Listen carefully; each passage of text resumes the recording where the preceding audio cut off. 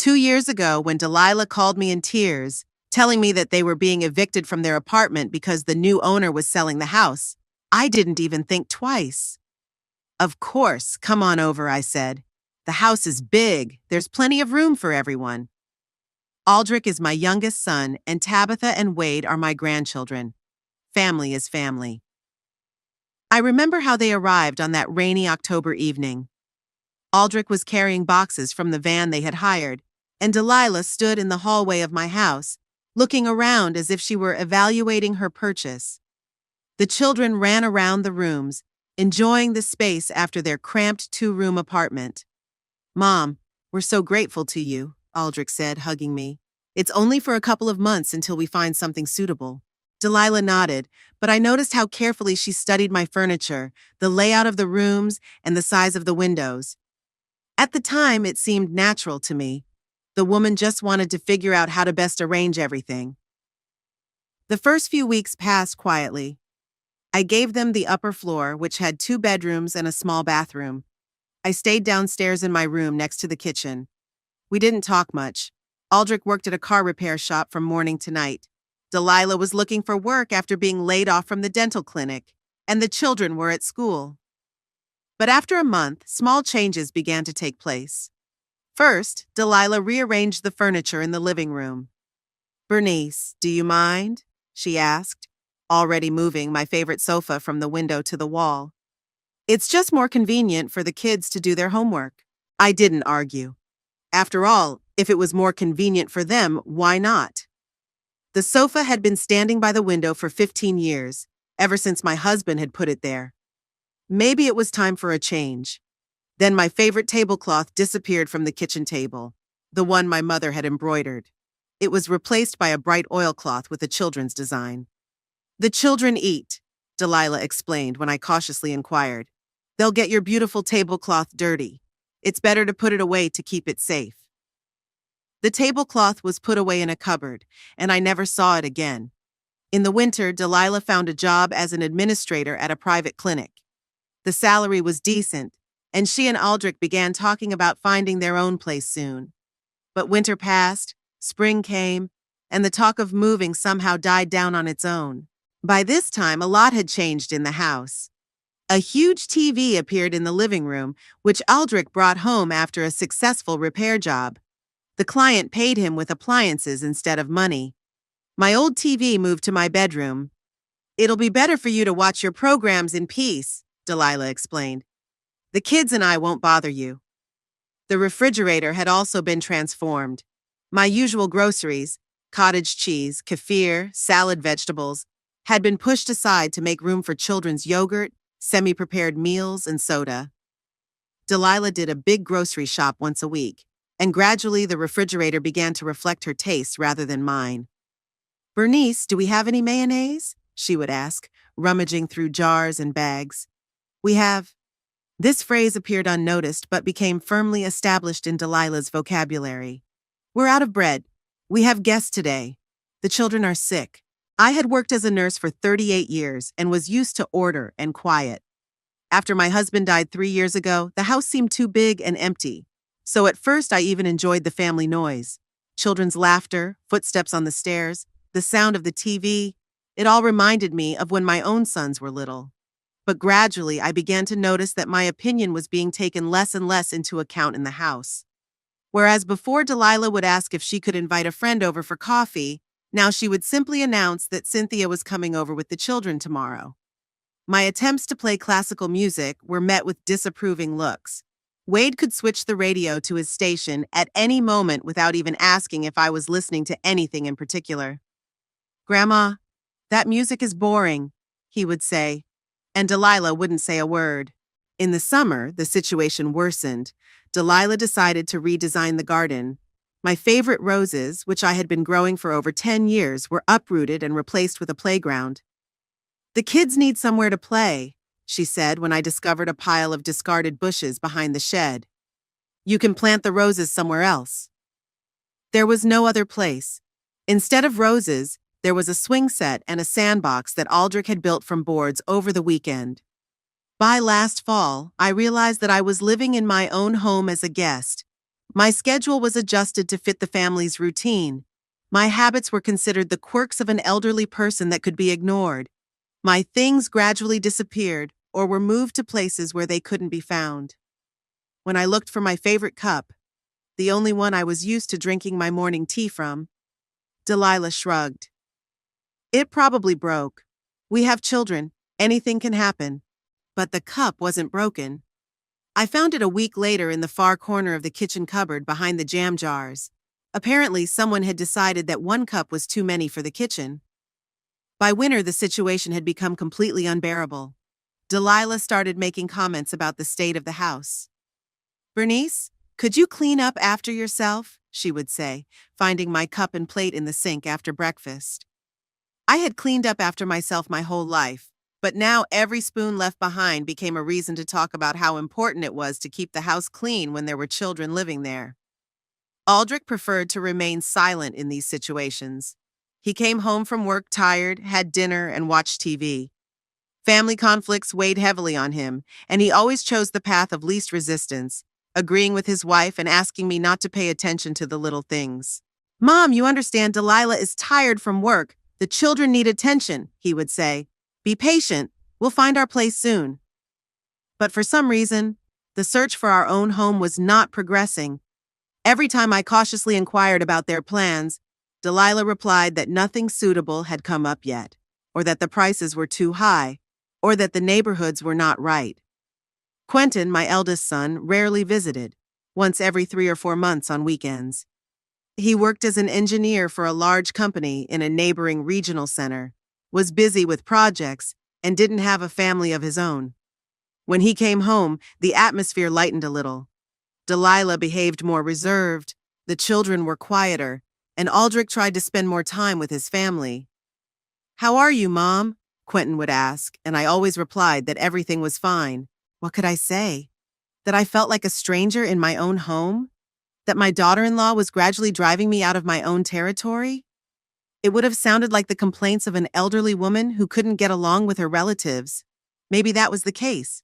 Maybe I had become too picky and conservative. Maybe I should have been happy that the house was full of life instead of clinging to old habits. But at night, lying in my bedroom and listening to the sounds of people walking, talking, and laughing upstairs, I knew something was wrong. The house that had been my home for more than 20 years was becoming a stranger, and I didn't know how to stop it. In the spring of that year, something finally snapped. Delia no longer asked permission for anything. She simply presented me with a fait accompli, and the tone of her voice did not allow for objection. In April, she announced that she would be inviting her friends over for coffee on Saturdays. She didn't ask if it was convenient for me or if I had any plans for the weekend. She just stated it as if it were a done deal. "The girls miss normal conversation," she said, taking my best tea set out of the cupboard. "Cafes are expensive and it's more comfortable at home." The first meeting took place in the living room. 5 women sat on my sofas discussing work, children, husbands. They talked loudly and laughed even louder. I locked myself in my bedroom with a book, but the conversation penetrated even there. "We have such a spacious house," I heard Delilah's voice. "Finally, we can have guests over properly, at our place." That word again. A week later, my friends came over again, and this time they took over not only the living room, but also the kitchen. When I tried to make myself lunch, one of them, a heavy-set woman with dyed hair, looked at me as if I were disturbing the owners of the house. "Cynthia, meet Bernice, Aldrich's mother," Delilah introduced me. "Bernice, could you eat later? We're discussing something here." I went to my room on an empty stomach. In my own home, I was asked to wait for dinner because the guests were more important. Gradually, these gatherings began to take place not only on Saturdays. Delilah's friends would show up during the week, stay for dinner, and sometimes linger until late at night. The house was filled with unfamiliar voices, the smells of unfamiliar cosmetics, and the sound of heels on my parquet floor. My timid attempts to express my dissatisfaction were met with a wall of incomprehension. "Bernice, don't be so childish," Delilah would say. "People need to socialize. Or do you want us to sit here like we're in prison?" Aldrich supported his wife. "Mom, what's the big deal?" he would ask in surprise. "The women got together and talked. They're not bothering you." But they did bother me. They bothered me because I couldn't watch TV in peace in the living room because there were strangers walking around. They bothered me because the refrigerator was emptied after each visit. The guests were not averse to snacking. They bothered me because I felt like an unwanted witness to someone else's life in my own home. In May, the situation got even worse. Delilah started making comments about my behavior in the house. "Bernice, could you please not play the music so loud?" she would say when I was listening to classical music in my room. "The children need to do their homework." The music was quieter than the TV in the living room, but Delilah felt that any noise I made was disturbing family life. "And another thing," she continued, "could you not leave your pills on the kitchen table? The children might accidentally take them." My blood pressure medication was in a small box next to the salt shaker. It was convenient for me to remember to take it with my meals. Now, according to Delilah, it was a danger to the children, who were already 12 and 9 years old. "Actually, it would be nice if you cleaned up after yourself," she added, seeing my cup in the sink. "Our house should be tidy." Our house, not mine, not the house where she had been living temporarily for 2 years, but ours. Her comments were especially hurtful when the children were around. Tabitha and Wade were used to their grandmother being scolded by their mother, and it became the norm for them. Sometimes they even started repeating their mother's phrases. "Grandma, Mom says you can't leave plates in the sink," Wade would say when I didn't have time to wash the dishes right away. "Grandma, why does your room smell like old people?" Tabitha would ask, and I could clearly hear someone's adult words in her question. The children no longer saw me as a grandmother who spoiled and protected them. I became an aunt who lived in their house and sometimes caused inconvenience. In June, Delilah decided to change the laundry schedule. "Bernice, let's make a deal," she said, catching me in the bathroom with a basket of laundry. "You'll do laundry on Mondays and Thursdays, and we'll do it the other days. Otherwise, it gets messy." The washing machine was mine, bought with my retirement money, but now I had to coordinate the schedule for its use. "And another thing," she added, "don't load the machine halfway. It's not economical. It's better to save up more laundry." I, who had done laundry as needed my entire life, was now being told the rules for using my own appliances in my own home. Attempts to talk to Aldrich were futile. My son was tired from work and wanted peace and quiet when he came home. Family arguments annoyed him. "Mom, why are you nitpicking?" he would say. "Delilah is right. There has to be order in the house, especially now that we all live together." "Aldrich, but this is my house," I timidly objected. "So what?" he wondered. "We're a family. Is it bad that the house is full of life? I remember you always complained that it was too quiet after Dad died." He was right. I did complain about the silence and emptiness. But I didn't realize that family life would mean completely losing control of my own space. "Mom, be happy that your grandchildren are growing up nearby," Aldrich continued. "Many grandmothers dream of this, and you're always dissatisfied." My grandchildren were indeed nearby, but my relationship with them had changed dramatically. Before, when they came to visit, I was special to them. The grandmother who allowed them to do things their parents didn't, bought them sweets, and listened to their secrets. Now I was part of their daily routine, and not the most important part at that. They only came to me when they needed something, to ask for money for ice cream or to find something they needed. "Grandma, give me 10 rubles, Wade would say without looking up from his phone. "Grandma, where's Mom?" Tabitha would ask when she needed something. No confidential conversations, no walks together, no bedtime stories. I became the service staff in the house where my grandchildren grew up. In the summer, Delilah finally felt like the mistress of the house.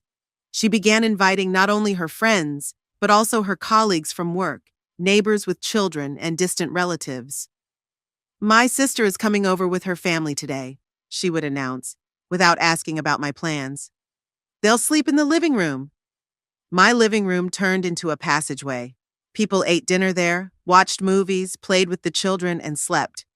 I couldn't go in there without knocking, lest someone be changing or sleeping. In August, something happened that finally clarified my position in the house.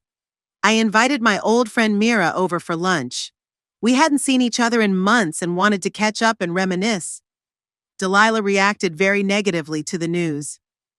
"Bernice, we're cleaning today," she said. And you should have warned me in advance. The children are used to relaxing in the living room after school. But Mira is already on her way, I replied flustered. We agreed yesterday. Well, then sit in the kitchen, Delilah graciously allowed. But not for long. Mira arrived, and we did indeed sit in the kitchen like two maids who had been allowed to drink tea during working hours. Delilah was making a lot of noise with the vacuum cleaner in the living room. The children were watching cartoons loudly, and it was impossible to have a normal conversation.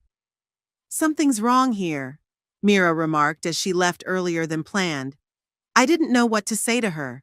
Explain that I couldn't have a friend over in my own living room? That my daughter-in-law considered my plans less important than the children's rest? After that incident, I realized it was time to change something, but I didn't know what. September began rainy and cold. The heating was turned on in the house, and I felt another long winter approaching in this strange atmosphere of tension and unspoken words. That's when I decided to have a small tea party with my friends. We hadn't seen each other in a long time, and I wanted to have a normal conversation in a relaxed atmosphere. I planned to invite Mira, Mrs. Grimshaw from next door, and Clara, my former colleague from the hospital. Nothing special, just a regular Sunday tea party, like we used to have regularly before the house filled up with permanent residents. On Thursday evening, I approached Dela, who was washing the dishes after dinner. Delilah, I wanted to invite some friends over for tea on Sunday, I said cautiously. 3 of them, for a couple of hours. We'll sit in the living room and won't be in the way. She didn't answer right away, continuing to scrub the plate as if she wanted to scrub the pattern off it. On Sunday? She finally asked. What, no other day? Well, everyone's busy on weekdays, they're working, and on Saturday, Mira's grandson is coming. Delilah put the plate in the dish rack and turned to me. Her face showed poorly concealed irritation. Bernice, do you know that it's Tabitha's birthday on Sunday? I was taken aback. My granddaughter's birthday was in mid-October. I remembered that clearly. But I didn't ask her again. What if my memory was failing me? No, I didn't know. Can we do it on Saturday then? We're cleaning on Saturday, and besides, the children are used to relaxing in the living room on weekends. It's their home too. The phrase hung in the air, and we both felt its weight. Okay, I said quietly. Then I'll move it to next weekend. Delia nodded and went back to the dishes, and I went to my room with an unpleasant feeling in my stomach. Something in her tone, in the way she said children's home, made me feel like a beggar in my own home. But the next day, it turned out that there was no birthday party planned for Tabitha on Sunday. What's more, when I cautiously asked my granddaughter about it, she replied with surprise, Grandma, my birthday is in October, you know that. So Delilah just didn't want me to invite her friends. But why not say so? On Friday evening, I approached my daughter-in-law again. Delilah, can we do it next Sunday? I've already made plans with my friends. She looked up from her phone, which she was engrossed in, and looked at me with ill-concealed displeasure. Bernice, why are you pestering me? You have plans every weekend. The family needs time together too. But you have your friends over almost every Saturday, I dared to object. And I'm only asking once a month. That's completely different, Delilah snapped. My friends are family friends. Your old ladies just gossip and complain about life. Old ladies. Mira was 58, Mrs. Grimshaw was 61, and Claire was 59. They were ordinary working women or recent retirees, my peers and friends. But to Delilah, we were all old women who did nothing but gossip. Fine, I said, feeling resentment boiling up inside me. Then I'll move the meeting to the kitchen. The kitchen? Delilah laughed, but it was an unpleasant, contemptuous laugh. Bernice, what kind of kindergarten is this? 4 women in a small kitchen drinking tea from glasses? She was right. The kitchen was small, cramped for 4 people. But I couldn't see any other option. On Saturday morning, while cleaning the living room, I heard Delilah talking on the phone with her friend Cynthia. Come over tomorrow, don't worry, she said. Bring the kids too. Ours can play together. We'll have a nice time, talk. So Delilah also had plans for the living room on Sunday. And she knew that very well when she refused me. On Saturday evening, I tried to talk to Aldrich. Son, can I invite my friends over tomorrow? We'll be quiet and won't disturb anyone. Aldrich was lying on the sofa watching football. Without taking his eyes off the screen, he muttered, "Mom, talk to Delilah. This is women's business." "I'll talk to her, but she always finds reasons to refuse." "Well, then there are reasons. We all live in the same house. We have to consider everyone." The same house. My son also considered my house to be shared, where my opinion was just one of many, and not the most important one. On Sunday morning, I got up early, baked a cake, and set the table in the kitchen. My friends were supposed to arrive at 2 o'clock. At 1:30, Mira called. "Bernie, we're going to sit in the living room, right? Clara's back hurts, and she won't be comfortable on the hard chair." I promised to take care of it and went to look for Delilah. I found her in the bathroom, painting her nails. "Delilah, can we sit in the living room after all? Clara has back problems, and it will be hard for her in the kitchen." Delilah didn't look up, continuing to carefully apply the nail polish. "No, we can't. I told you Cynthia is coming over with the kids today. We're using the living room." "But they're not here yet," I said, confused. "Maybe we can move before they arrive." "Bernice!" Delilah finally looked up at me as if I were an annoying child. "I don't want the whole house to smell like your old lady perfume. Cynthia will bring the kids over, and you'll have 4 old women sitting here discussing their illnesses." "They're my friends," I said quietly. "And we don't just talk about illnesses." "Yeah, right. About how young people are bad these days and how things used to be better." Delilah snorted. "I know those conversations by heart." At that moment, something inside me snapped. Maybe it was the last straw, or maybe it was just too much resentment that had built up over the past 2 years. "Delilah," I said, trying to sound calm, "this is my house. I've lived here for 23 years, and I have the right to invite my friends into my living room." She stood up abruptly, knocking over the bottle of nail polish. Red liquid spilled across the white tabletop. "Damn it!" she cursed, grabbing napkins. "See what happens when you come in with your demands?" "I'm sorry, I didn't mean to." "Shut up!" Delilah exploded, her voice becoming shrill and angry. "I'm sick of you and your friends. Every week it's the same thing. I want to go here. I want to go there. It's inconvenient. I don't like it." She wiped the nail polish, but the stain only smeared, becoming larger. "We live here, you understand? We live here. We have children. We have our own lives, our own plans, and you're always meddling with your whims." "It's not whims," I tried to argue. "I just want to see my friends sometimes." "See your friends." Delilah mimicked me. "What? Can't you meet them at a cafe or go for a walk in the park? Does it have to be here, in the house where people live?" "But this is my house." "No!" Delilah yelled so loudly that I recoiled. "It's not your house. It's our house. We all live here, and you have no right to dictate the rules." The scream was so loud that the house fell silent. The TV in the kids' room fell silent. The music upstairs stopped playing. Even the street noise seemed to fade away. Delilah stood in front of me, red with rage, breathing heavily. Her hands were shaking.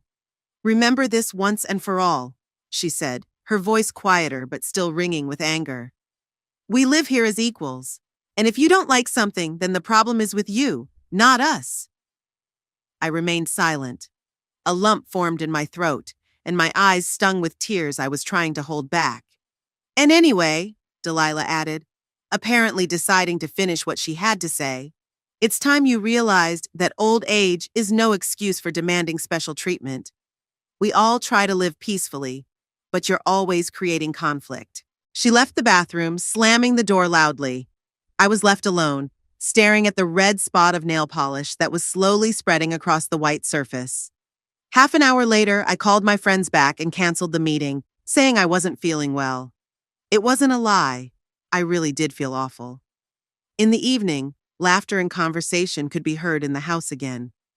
Cynthia arrived with her 2 children and the living room filled with the sounds of a cheerful group. Delilah was a gracious hostess, serving her guests, showing them around the house, and telling them how they had settled in. I sat in my room listening to the sounds and thinking about what had happened that morning. Delilah had shouted that it wasn't my house, the house I had bought with my husband, where I had raised my children, where I had buried my husband, and where I had rejoiced at the birth of my grandchildren. Not my house. I couldn't sleep for a long time that night. I lay in the dark and thought about what to do next. Of course, I could try to talk to Aldrich again, explained to him what was going on. But what could I explain? That I felt like a stranger in my own home? That my daughter-in-law considered me a burden? My son loved his wife, and the children were used to a certain way of life. It would be selfish to destroy the family because of my own grievances, but continuing to live in this atmosphere was becoming unbearable. Maybe Delilah was right, and it was time for me to admit that the family needed its own space. Maybe I really should think about moving to a place where I would be the mistress of the house, not a tolerant lodger. These thoughts frightened me.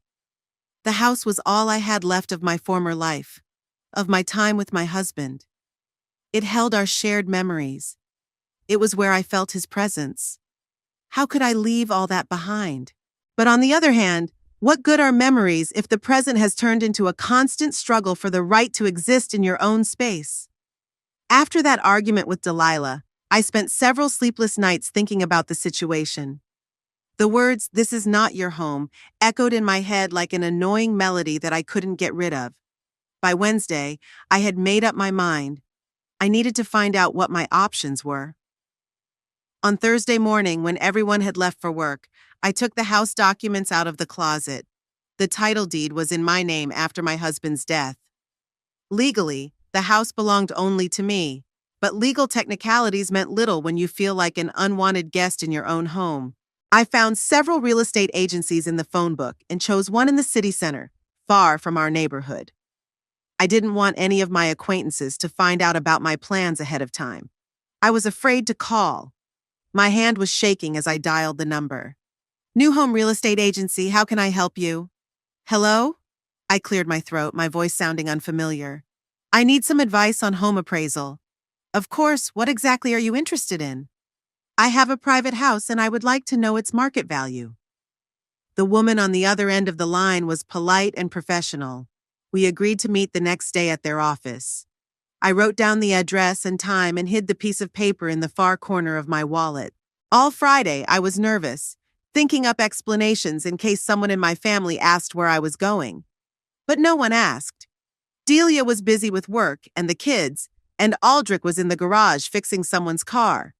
No one seemed to notice I was gone for a couple of hours. The real estate agency was located in a small office on the second floor of a business center. I was greeted by a woman in her 40s who introduced herself as Patricia Morrison. "Tell me about your house," she asked, seating me in a chair across from her desk. I described the house. 2 stories, 4 bedrooms, 2 bathrooms, a living room, a kitchen, and a small garden. Built in the 80s, it was in good condition with all utilities in working order. "It's a quiet neighborhood," I added. "There's a school and a bus stop nearby, and it's only 15 minutes to the city center by public transportation." Patricia took notes, occasionally asking clarifying questions. Then she took out a calculator and calculated something for a while. "The preliminary estimate is between $120,000 and $140,000, she finally said. "We'll be able to give you a more accurate figure after an inspection." The amount seemed enormous to me. My husband and I had bought this house for $28,000, and even then it seemed like we were taking on an unpayable mortgage. "How quickly do houses like this usually sell?" I asked. "With the right price. Anywhere from a month to 3 months. But the market is quite active right now, so it could be faster." I asked for information about what we could buy for that money. Patricia gave me several brochures with offers for apartments and small houses. "If you decide to sell, give me a call," she said as she left. "We'll do a full appraisal and help you find buyers." At home, I hid the brochures in a chest of drawers under some old photographs. In the evening, when everyone had gone to bed, I took them out and began to study them. Apartments in the center cost between $50,000 and $70,000. 1-room and 2-room apartments, some with balconies, small but neat, in modern buildings with elevators and concierges. With the money left over, I could live without working for another 10 or 15 years. The idea of moving began to seem not so fantastic. A small apartment where I would be the sole mistress, where I could invite friends over without asking permission, where my things wouldn't disappear or be moved without my knowledge. But at the same time, the thought of selling the house was frightening. It was my family home, the house where my grandchildren were born, where I had spent the best years of my life. How could I give all that up? On Saturday morning, while having breakfast in the kitchen, I overheard Delilah talking to a friend on the phone. "Come on, Sin, of course she's not moving," Delilah laughed. "Where would she go? She has everything here, her children, her grandchildren, her familiar surroundings." There was a pause, probably while her friend was saying something. "Let her grumble," Delilah continued. "Old people are always dissatisfied with everything. At least the children are growing up in a normal house, not in some communal apartment." Another pause. "No, Aldrich supports her. He understands that the family needs space. And Mom's whims are temporary. She'll get over it." I quietly left the kitchen without listening to the rest of the conversation. So Delilah was sure I wasn't going anywhere, that I would put up with it and keep quiet because old people have nowhere else to go. Maybe it was time to show her she was wrong. On Sunday, while Delilah was cooking lunch and the kids were watching cartoons, I decided to talk to Aldrich about our relationship. "Son, can we talk?" He looked up from the newspaper he was reading, stretched out on the sofa. "Sure, Mom, what's up?" "I feel like we're getting too cramped. Maybe it's time for you guys to find a place of your own?" Aldrich frowned. "Mom, what are you talking about? We live fine. Sure, we have our disagreements, but every family does. But you said you were only planning to live here temporarily." "We did, yes. But you know how difficult it is to find a place to live these days. Prices are rising and good options are snapped up quickly. We're looking, but we haven't found anything suitable yet." He stood up, came over to me and put his hand on my shoulder. "Mom, what's wrong? Delilah said you had a fight over some friends of yours." "It's nothing, really."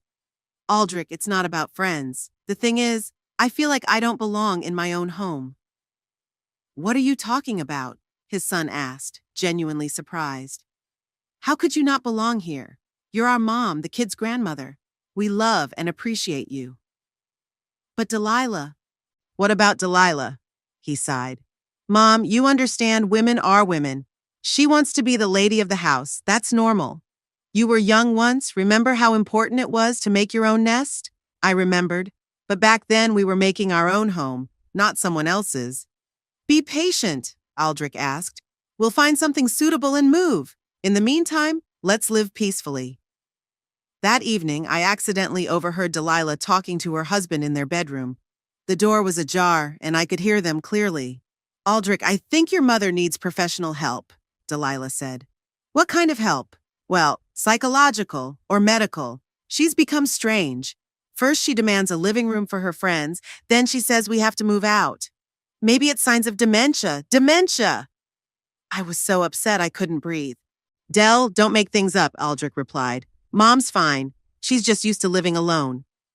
"Maybe she really would be better off in a specialized facility," Delilah continued.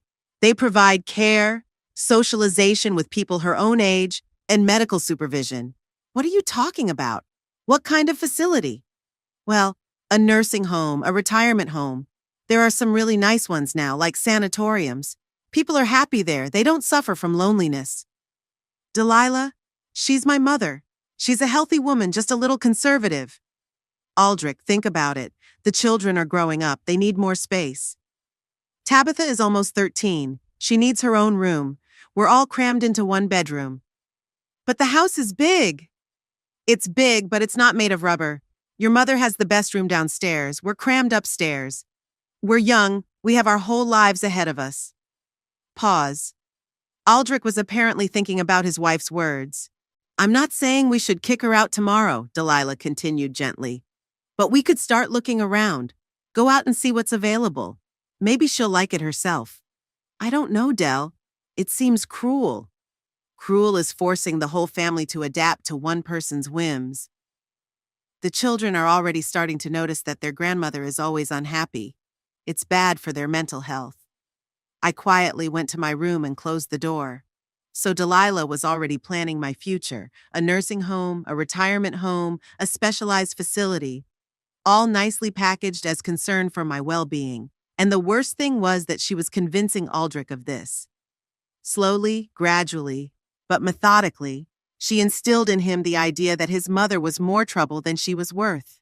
That night, I finally decided it was time to act. If Delilah thought I wouldn't go anywhere because I was old and helpless, she was wrong. I have a house, I have money, I have the opportunity to live independently. On Monday morning, I called Patricia Morrison again. I'm ready to order a full home appraisal, I said, and I'd like to look at a few apartments. Great, replied the real estate agent. When would be a good time to come and look? We agreed on Wednesday. I had 2 days to prepare myself mentally for the next step. On Wednesday morning, Patricia arrived with a colleague to appraise the house. I told my family that they were property insurance specialists. I had decided to renew my policy. Delia shrugged and Aldrich nodded absently. No one was particularly interested. The realtors spent about an hour in the house, measuring rooms, taking photos, and making notes. Patricia was pleased with the condition of the house. She especially liked the garden and the fact that all the utilities were in good working order. It's a very nice property, she said as she left. I think $135,000 is a realistic price. Maybe even more if we find buyers who need a place urgently. That evening, we went to look at apartments. I didn't like the first two. They were too small and dark. The third one was exactly what I was looking for. It was a 2-room apartment on the 4th floor of a panel building from the 1990s. It was bright, with large windows overlooking the city park. The kitchen was small but functional. The living room was spacious enough to entertain guests. The bedroom was cozy, with a built-in wardrobe. The bathroom was combined but in good condition. The building was constructed 25 years ago, but it was recently renovated, Patricia explained. The pipes and wiring were replaced and the facade was insulated. There is a concierge in the lobby, a playground in the courtyard, and parking. The price was $62,000, almost half the estimated value of my house. The neighborhood is nice. It's a half-hour walk to the center, and there's a clinic and grocery stores nearby. The owner is selling urgently because she's moving to another city, Patricia added. She might drop the price to $60,000 if the deal is quick. I imagine myself in this apartment. My tea set on the kitchen table, my books on the shelves in the living room, my flowers on the windowsill. No one would move the furniture without asking. No one would tell me I couldn't invite my friends over. I like it, I said. But first I have to sell my house. I understand. Call me when you decide. On Thursday evening, Patricia called unexpectedly. Bernice, I have some exciting news for you, she said excitedly. We found a buyer for your house, but we haven't even put it up for sale yet. I know, but we have a database of clients who are looking for a house in your neighborhood. A young family, the husband works at a bank, the wife is a teacher. They have 2 school-age children. They've been looking for a house with a garden for a long time, and yours is perfect for them. My heart began to race. And the price? They're willing to pay $130,000, but on the condition that the deal is done quickly. They have the entire amount in cash, no loans or installments. They want to complete the purchase within a month. $130,000 in cash in a month. That would be enough for an apartment and still leave enough for a comfortable life. Do they want to see the house? I asked, feeling my voice tremble. Of course. Tomorrow evening or over the weekend. I thought about my family. Tomorrow was Friday. Aldrich would be home early, and the children too. Delilah usually did a big clean on Fridays. It would be better on the weekend when she could come up with an excuse for the family to be out. Saturday morning, around 11? Great. They'll be happy. I hung up and sat on my bed for a while, trying to process what was happening. Everything was happening so fast that my head was spinning. Just a week ago, I was only thinking about the possibility of selling, and now there were actual buyers with an actual offer. On Friday, I was nervous and distracted. I spilled sugar at breakfast, forgot to turn off the radio in my room, and asked Tabitha twice about school. Fortunately, my family attributed it to my age and bad mood. In the evening, when everyone gathered in the kitchen for dinner, I announced, "Tomorrow morning I'm going to Mira's. She's sick. I'll sit with her and help out around the house." "Will you be long?" asked Delilah, serving the children potatoes. "I don't know. Maybe until lunchtime. It depends how she feels." "Okay," nodded my sister-in-law. "We'll manage here." Aldrich didn't even look up from his plate, and the children didn't show much interest in my plans either. No one cared. On Saturday morning, I got up early and tidied up the house. I dusted the living room, picked up the children's toys that were scattered everywhere, and smoothed out the covers on the sofas. I wanted the house to look its best. At 10:30, I left, saying I was going to visit a sick friend. In fact, I just walked around the neighboring streets, and at 11 I returned and saw an unfamiliar car at the gate. Patricia was waiting for me at the gate with a young couple. The man was about 35 in a neat coat, and the woman was about the same age with a pleasant face and kind eyes. "Bernice, meet Robert and Selena Baxter," Patricia introduced them. We said hello, and I showed them into the house. The couple looked around all the rooms carefully, discussing the layout and asking questions about the utilities, heating, and the condition of the roof. "The house is in excellent condition," Robert said when we finished the tour. "You can tell it's been well cared for." "And the garden is just beautiful," Selena added. "Our children will be delighted. They've been dreaming of having their own yard for a long time." I felt a little sad. This house was really good for a family with children. There was room for games, for celebrations, for a happy family life. It was just a shame that my family didn't appreciate it. "We're willing to buy the house for $130,000, said Robert, "provided the deal is quick. We need to move by the end of October." "Do you have the full amount?" I asked. "Yes, in cash. We sold our apartment in the capital and the money is already in the account."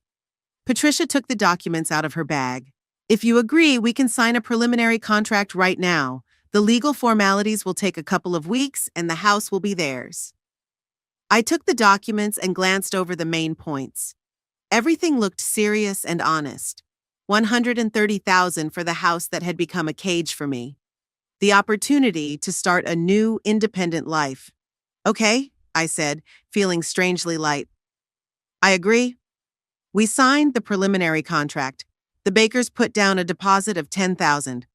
The final deal was set for October 15th. After they left, I was alone in the house that was no longer mine. Formally, it still belonged to me for the next 3 weeks, but psychologically, I had already separated myself from it. I walked through the rooms, remembering different periods of my life here. Here was the nursery where the boys grew up. Here was the living room where we celebrated birthdays and New Year's Eve. Here was the bedroom where my husband died, holding my hand. So many memories, and not all of them bad, but the past cannot be brought back, and the present had become unbearable. On Monday, I met with Patricia again to finalize the apartment sale. "The owner agrees to $58,000 if you're ready to close the deal in the next few days," the real estate agent said. $58,000 against $130,000. That leaves $72,000, enough to live comfortably for 10 years, and then we'll see. "I agree," I said. We signed the contract for the apartment. The move was scheduled for October 18th, 3 days after the sale of the house. When I got home, I found the whole family in the kitchen. The children were doing their homework. Delilah was cooking dinner, and Aldrich was reading the newspaper. "How's Mira doing?" my sister-in-law asked without looking up from the stove. "She's better. She's going to the doctor tomorrow." "Good. By the way, I was thinking maybe we should redecorate the living room. The wallpaper is old and we could change the furniture."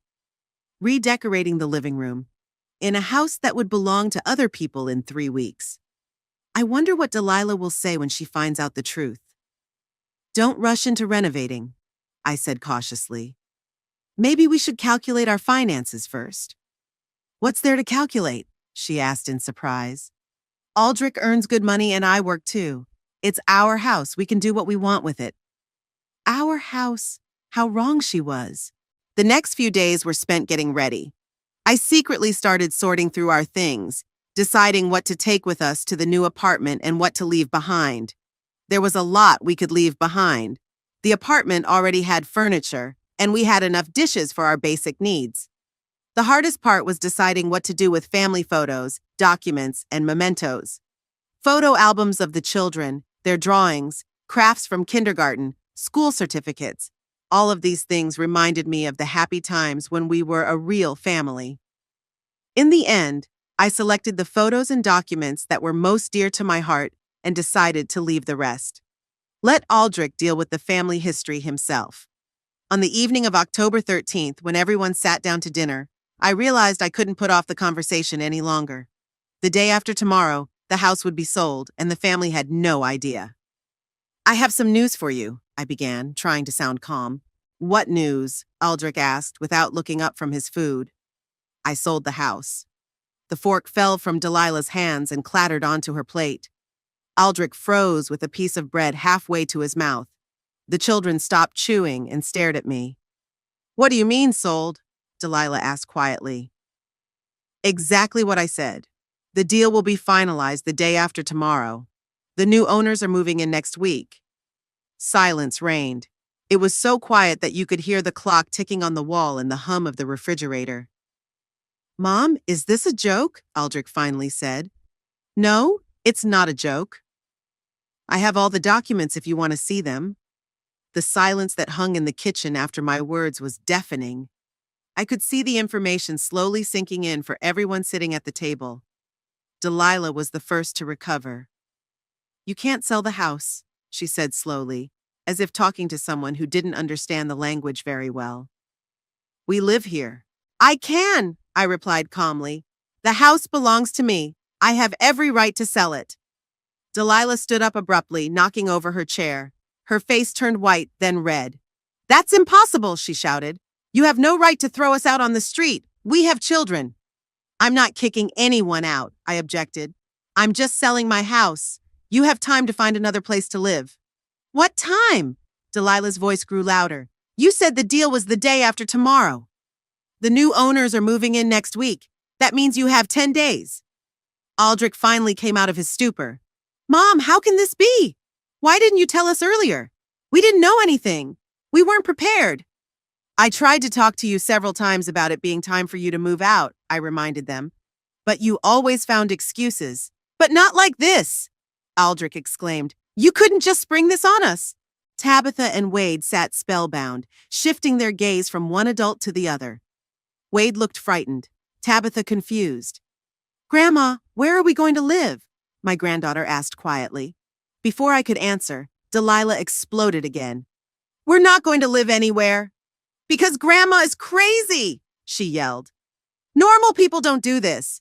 Delilah, don't yell at the children, I asked.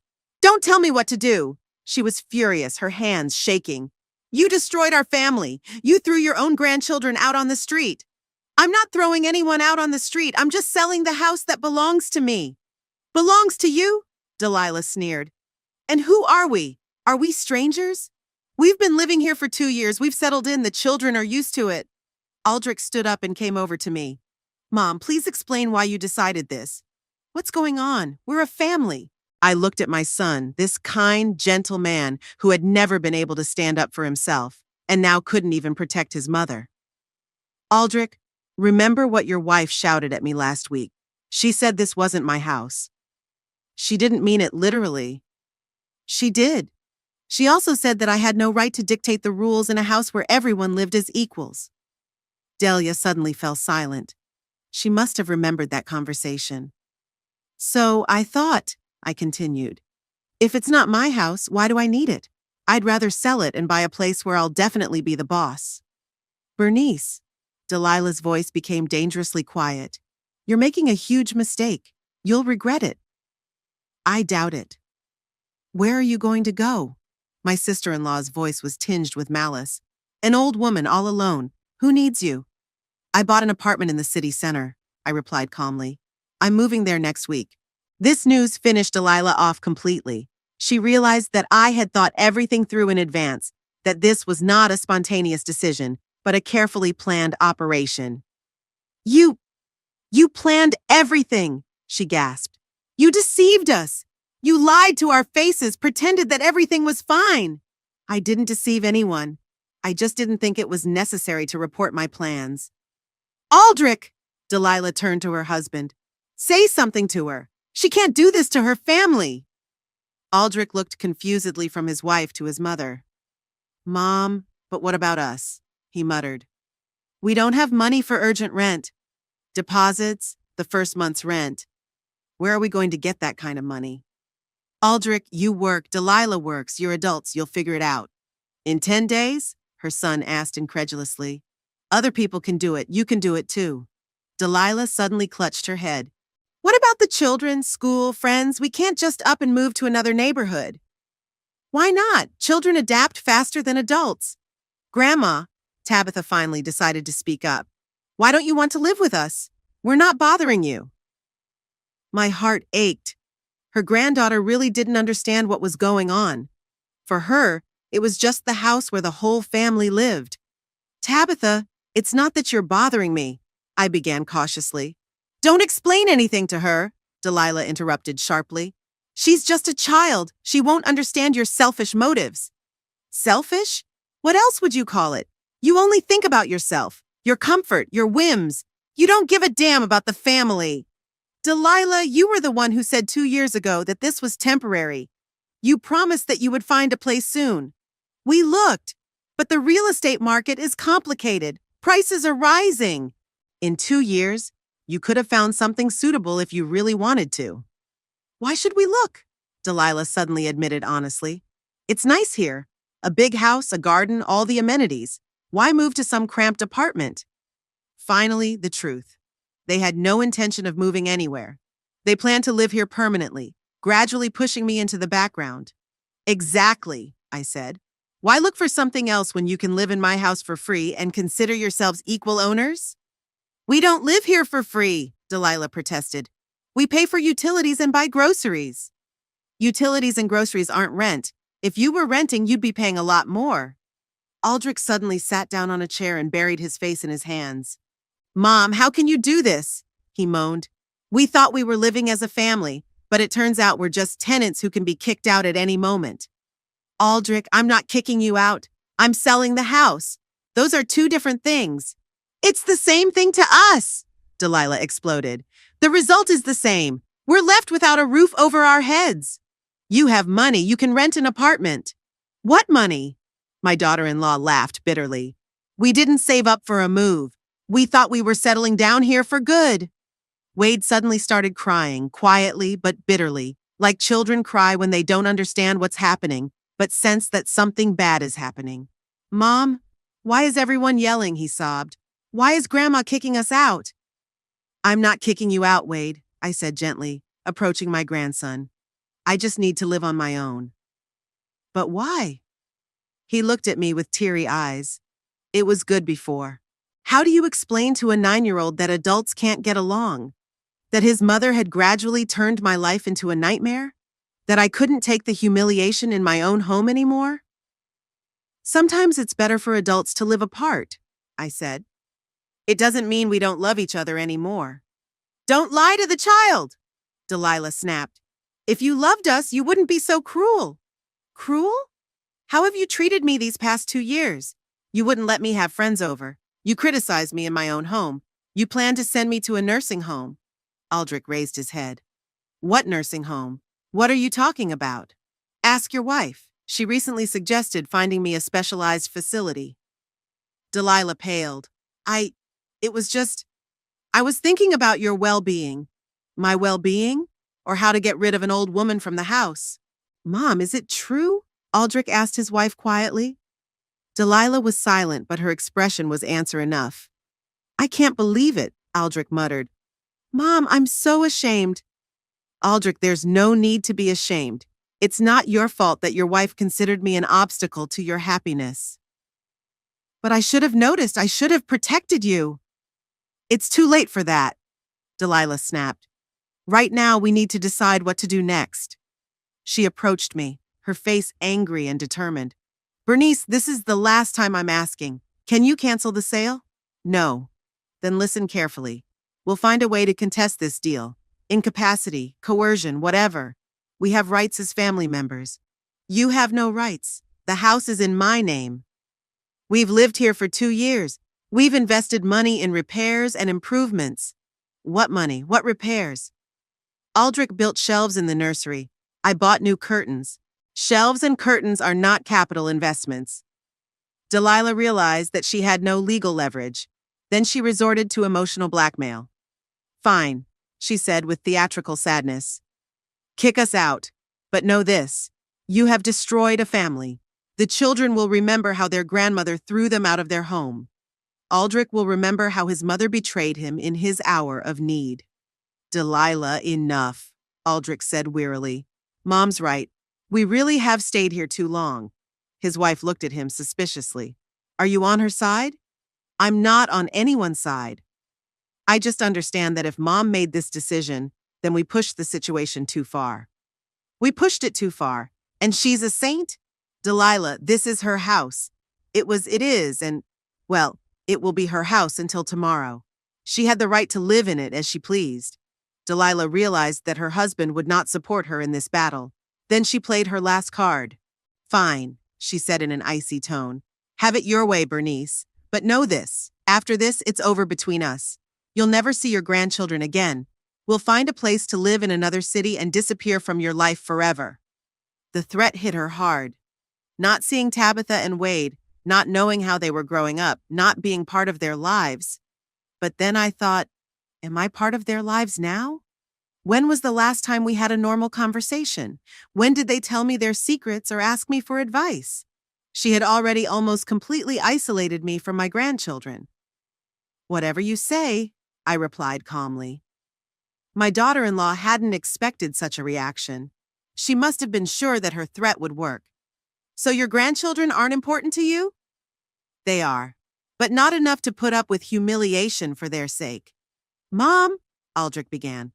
That's it, Delilah interrupted him. The conversation is over. Since your mother has chosen her selfishness, let her live with it. She walked over to the children.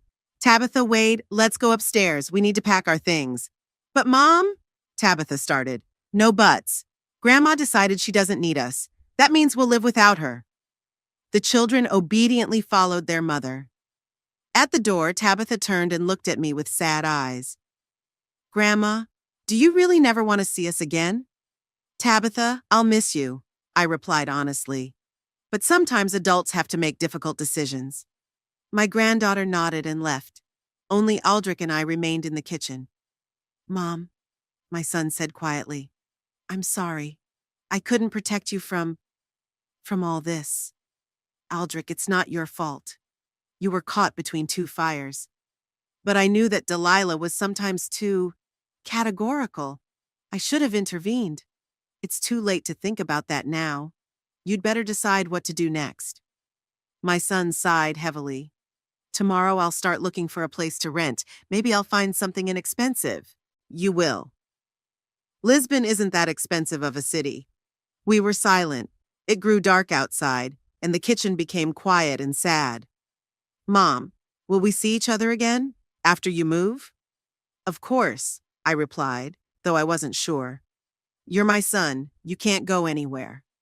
Aldrich smiled weakly and went to his room. I was left alone in the kitchen, surrounded by cold dinner and broken hopes. On the morning of October 14th, the house woke up to a heavy atmosphere. No one ate breakfast together. I drank tea in my room. Aldrich had a quick bite and left for work, and Delilah silently got the children ready for school. Hardly a word was spoken, only the bare necessities.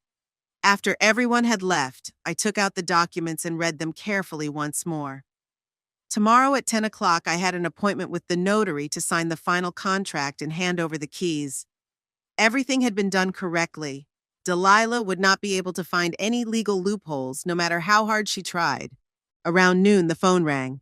An unfamiliar woman called and introduced herself as a lawyer's assistant. Bernice Creedle, Delilah Creedle asked me to contact you. We would like to discuss the possibility of suspending the real estate sale. So my sister-in-law had already started to take action. Excuse me, but what does Delilah Creedle have to do with the sale of my house? I asked politely. As far as I know, she lives in the house and believes her rights have been violated. What rights exactly? There was a pause. Apparently, the paralegal also didn't understand on what grounds my deal could be contested. We would like to meet and discuss the details. Perhaps we can find a compromise. A compromise has already been found. My son's family is looking for another place to live. Goodbye. I hung up. Half an hour later, the phone rang again. This time it was Delilah herself. Bernice, I have a proposal, she said in a businesslike tone. We are willing to buy your house for $130,000 in cash. Well, not all at once, of course. We can arrange an installment plan or a mortgage. Delilah, the house is already sold. We're signing the papers tomorrow. But you can back out of the deal, pay the penalty, and sell it to us. I can't and I won't. Then we'll take you to court. On what grounds? On the grounds that you're incompetent. No normal person kicks their family out onto the street. I laughed. I couldn't help myself. Deli, try to prove that I'm incompetent. I worked as a nurse until I retired. I have an excellent memory. I filled out the paperwork correctly, and I communicated with the buyers appropriately. What court would declare me incompetent? We'll find a way, she replied angrily and hung up. In the evening, Aldrich returned from work looking gloomy and tired.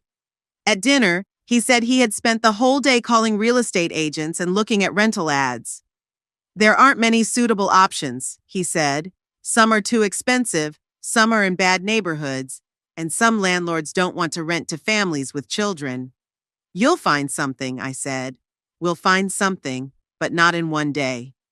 And we don't have much time left. Delilah was silent, but I could see her clenching her fists. All evening, she scribbled something in her notebook, made calculations, called someone, and negotiated something. The next morning, on the day of the final sale of the house, she made one last attempt to break the deal. At 8:30, as I was getting ready to go to the notary, the doorbell rang. A middle-aged man in a business suit was standing on the doorstep. Are you Bernice Creedle? I'm Mortimer, the lawyer representing your sister-in-law. Yes, I'm listening. My client believes that the sale of the house was arranged without taking into account the interests of the actual residents. We insist that the sale be suspended until all the circumstances have been clarified. And I insist that you leave my property, I replied calmly. Your client has no rights to my house. According to the family code, the house belongs to the person whose name is on the documents, and that's me. Goodbye. I closed the door and drove to the notary. The transaction went smoothly. The bakers brought a suitcase with the money. I signed all the documents, and the notary stamped them. The house officially became the property of its new owners. When are you planning to move in? I asked Selena. We'll bring our things tomorrow morning, she replied. We're very excited. Finally, we'll have our own home. Our own home. How that sounded. I remembered that feeling when my husband and I first moved here. Joy, plans for the future, a sense of stability. When I returned home with the sale documents, I found the atmosphere tense. Delia was pacing around the house like a caged animal, and Aldrich was on his phone, continuing his search for a new place. Thank God the children were at school. Well, are you happy now? My daughter-in-law snapped at me. Did you sell it? Yes, I did. And you don't feel sorry for anything? Not the children, not your son? I do feel sorry, but not enough to put up with your antics for years to come. Delilah suddenly slumped down on the sofa and began to cry. Not dramatically, but genuinely, bitterly. What are we going to do now? She sobbed. Where will we go? We have nothing. Aldrich approached his wife and embraced her. We'll find something, he said wearily, at least for a while. But the children, they'll have to change schools, lose their friends. The children will adapt. I looked at this scene and felt a strange mixture of pity and relief. I felt sorry for the son who was paying for his wife's mistakes. I felt sorry for the grandchildren who didn't understand why their familiar world was falling apart. But the relief was stronger. Tomorrow, I would be free. In the evening, we began to pack. Deli was bustling about, packing things into boxes and suitcases. The children helped, not really understanding what was going on. Tabitha came up to me several times with questions. Grandma, why are we leaving? Because I need to live separately. And we won't come to see you anymore? You'll come, but you'll live in a different place. But I heard doubt in my granddaughter's voice. She felt that something had broken forever. Aldrich found temporary housing, a small 3-room apartment on the outskirts of the city. It was expensive and cramped, but there was no other choice. I'll rent it for a month, he said. We'll find something better in that time. It took all night to pack everything.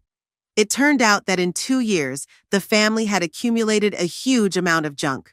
Children's toys, clothes, books, dishes, appliances.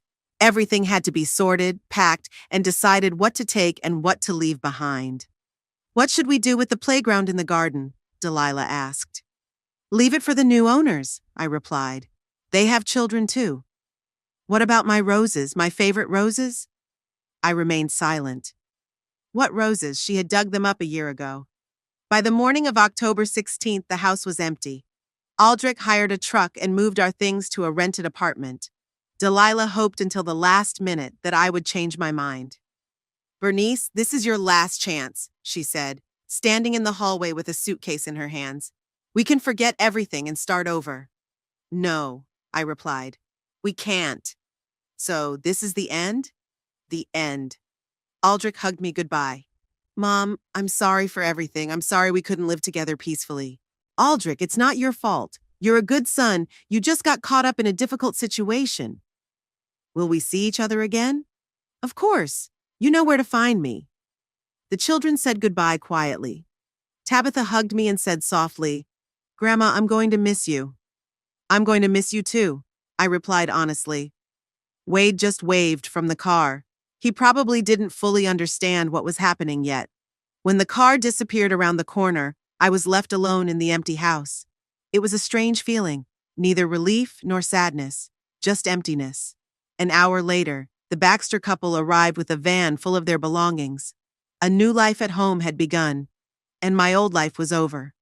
I walked through the empty rooms, remembering different moments. Here was the nursery where the boys had grown up. Here was the kitchen where we had celebrated family celebrations. Here was the living room where I had last quarreled with Delilah. Many memories remained within these walls, but it was time to move on. At 1 o'clock in the afternoon, I picked up my suitcases and left the house. Forever. On October 18th, the day of the move to my new apartment, I woke up at 6:30 in the morning. Outside the window of my temporary room in a small hotel, a light rain was falling, and the city seemed gray and unwelcoming. But I was in a good mood. Today was the start of my new life.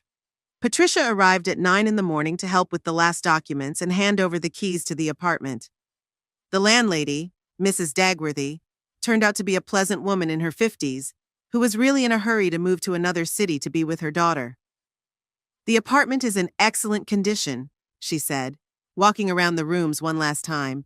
The furniture is almost new and the appliances work. I think you'll like it here. I already liked it. Light walls, large windows, neatly arranged furniture. Everything looked cozy and clean.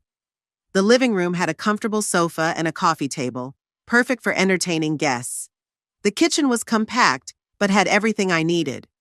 The bedroom overlooked the courtyard with old lime trees, and in the mornings there was no noise from the street.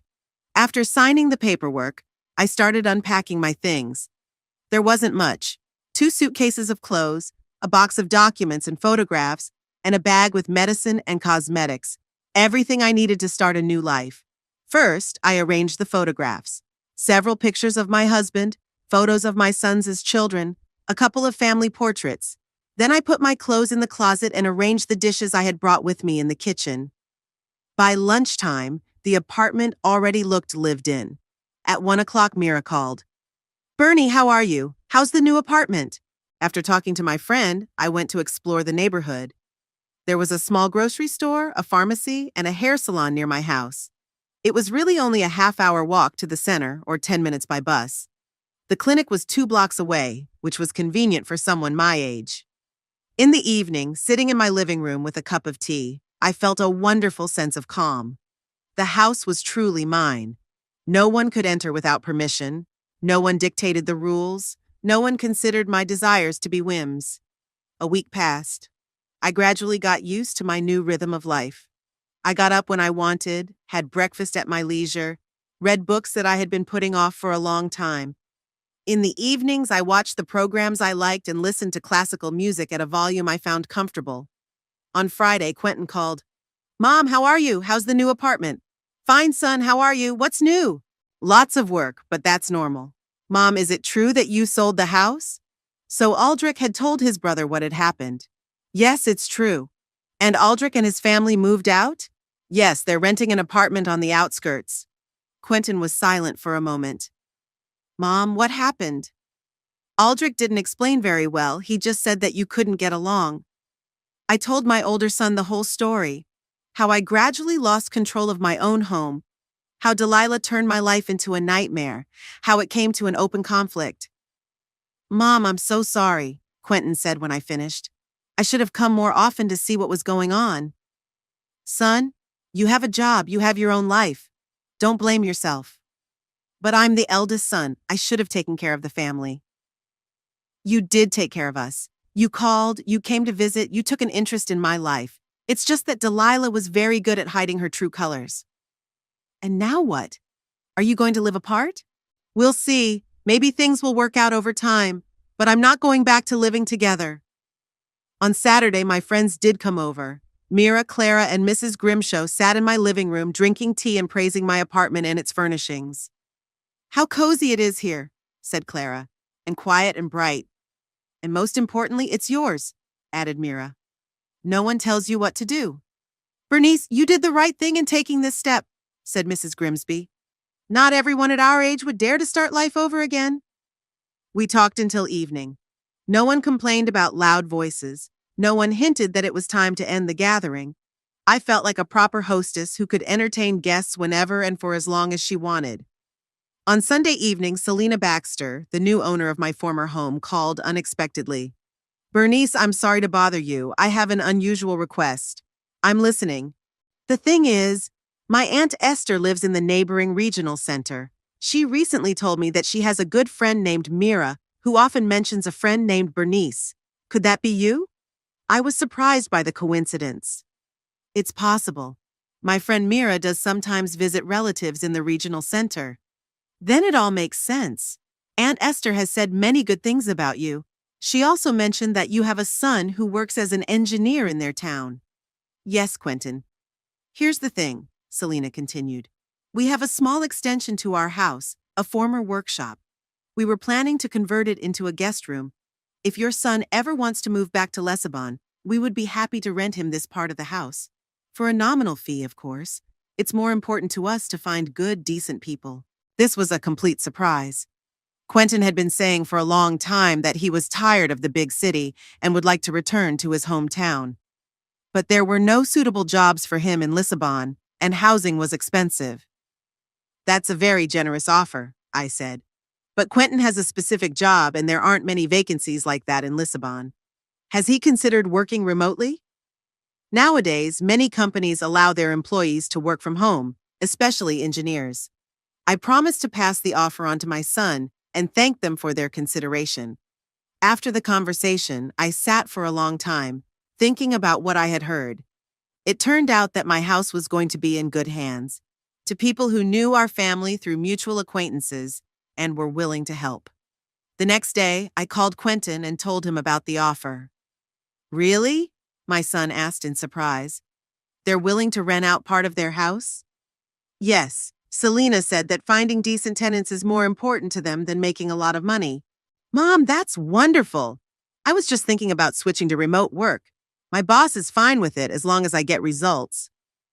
So, will you think about it? I won't think about it. I'll definitely get in touch with them. I've wanted to come home for a long time. A week later, Quentin arrived in Lissabon, met the Bakers, and looked at the room they were offering. The annex was quite decent. A spacious room with a separate entrance, a small kitchen, and a bathroom. It was more than enough for a single man. Mom, they're such nice people, Quentin said after the meeting. Intelligent, well-mannered, and they have wonderful children, a boy and a girl, both very polite. So, are you moving? Next month. I've already arranged remote work with my boss. That evening, Aldrich called me. His voice sounded tired and sad. Mom, how are you? I'm fine. How are you? It's difficult. The apartment is small, expensive, and the neighborhood isn't great. The kids miss their old school and their friends. Delilah? Well, Delilah isn't in the best mood either. Have you been able to find a job? I'm still working at the same car repair shop, but it's a long commute. I spend 2 hours a day just driving to and from work. I felt sorry for my younger son. He was paying for his wife's mistakes, but he didn't want to complain. Aldrich, maybe you should look for a job in another city? Somewhere where housing is cheaper? We're thinking about it. Delilah says we should try the regional center. There are more opportunities there, and it's cheaper to live. The regional center is where Quentin used to work. What an interesting coincidence. Mom, Aldrich continued after a pause, I wanted to apologize for everything that happened, for not being able to prevent the conflict. Aldrich, it's not your fault. It's just the way things turned out. But I knew Delilah sometimes went too far. I should have intervened earlier. Son, you can't come between a husband and wife. You chose your wife, and you did the right thing. But you're my mother. And I'll always be your mother, no matter what happens. We just live apart. That doesn't mean I don't love you anymore. Aldrich cheered up a little. Mom, can we come visit you sometimes, with the kids? Of course. Our door is always open. But I knew that until Delilah changed her attitude toward me, there would be no real reconciliation. And whether she would change it was a big question. In early November, Quentin moved into an annex of the baker's house. He often came to see me. Luckily, it was only a 15-minute walk. He told me how he was settling in, how he was doing with remote work, and how his relationship with his new neighbors was going. Mom, they're really wonderful people, he said. Robert helped me get the internet connected, and Selena treats me to homemade baked goods. And the kids are so well behaved, not like... He didn't finish, but I knew what he meant. The Baxter children were nothing like the spoiled Tabitha and Wade. In mid-November, something happened that finally showed the difference between my old life and my new one. Mira came down with the flu, and I went to see her every day, helped with shopping, cooked meals, and made sure she took her medicine. Bernie, what would I do without you? My friend said. My relatives are far away. My neighbors are strangers, and you're like a sister to me. I was happy to help her. Finally, I could be useful and feel needed. In the old house, Delilah would have made it clear that a sick friend was my problem and shouldn't interfere with family life. When Mira recovered, she threw a thank-you tea party at my apartment. Clara, Mrs. Grimshaw, and a few other mutual acquaintances came. The living room was full of people, conversation, and laughter. It's so nice that you have your own place now, said one of the guests. You can have friends over whenever you want. Yes, I agreed, pouring tea. That's really nice. And I meant it. For the first time in many years, I felt free. Free to choose how to live, who to hang out with, what to do with my time. Delia learned that you shouldn't take other people's kindness for weakness or their hospitality for a right to boss you around. Aldrich realized that you have to protect your loved ones, even if it creates problems in the family. And I got what I had been missing for the last 2 years. Peace and independence. A small apartment where I was the only mistress, and the opportunity to live the way I thought was right. A new life was just beginning.